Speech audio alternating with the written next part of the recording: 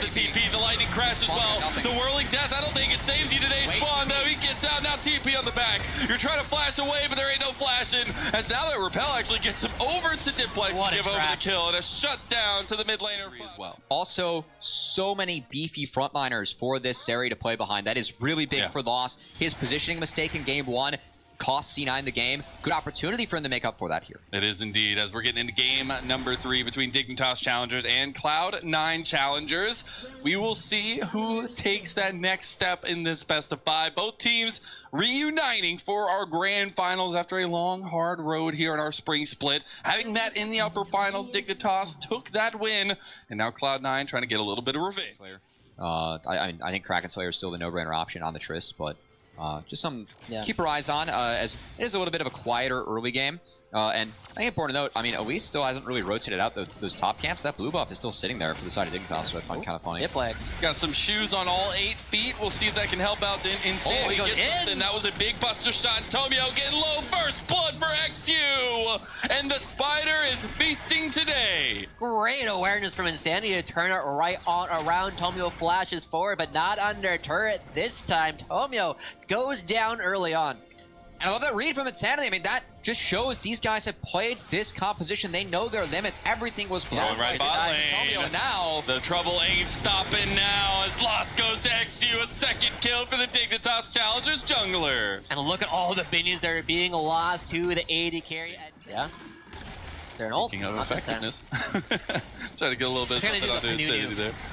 Each support's kind of trying to leech 6 off this wave.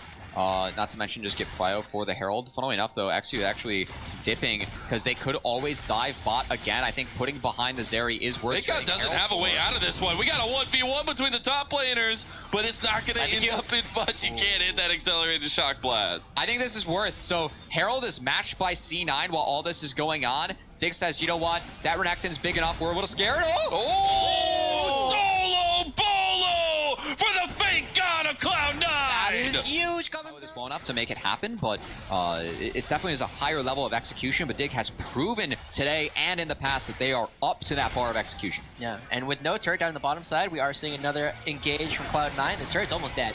Ultra Shock Laser does go through. Exyu's right here, though. They really just want to get the power down. There's the TP, the lightning crash as well. The whirling death, I don't think it saves you today, Spawn, though. He gets out, now TP on the back. You're trying to flash away, but there ain't no flashing. As now that Repel actually gets him over to Diplex to give over the kill. And a shutdown to the mid laner of Cloud9 Challengers. What a trap from Cloud9. And yeah, as that dragon spawns about 30 seconds, Dignitas definitely want to put a little bit more presence into that. They do have their first item spikes across the board for the double ADC comp, but again, as we know for ADCs, second, third item is really where you're looking at that big spike to come through. We'll try to get this though. Nature's Grass coming across. Insanity using the rocket jump. They will catch out Diamond though, and he's brought back to the rest of the team. Look how far they moved him to the back, and he goes right down.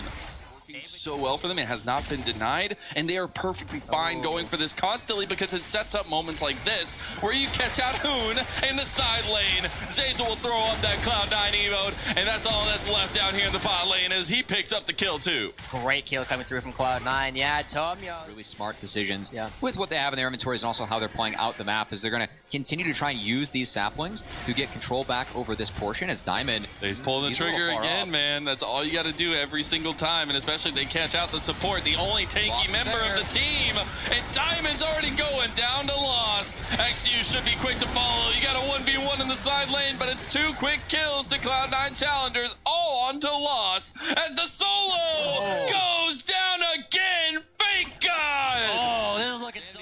Waiting on that third for spawn, and you will have the weapons to utilize for both sides coming into this big dragon fight that Dignitas have to be at. Yeah, it's still fascinating to watch this game, right? We know these teams have been scrimming each other so much, but Cloud9 consistently the ones who are getting to the dragons first. Zeyzal leading the charge there, and now there it goes. That's all you gotta do every time. You just pull the trigger, and Dignitas have to run away. He missed the cleanse. We'll see if that does lead out to anything else. That will be a big summer spell down burn. Diplex going forward on X. You can't find it.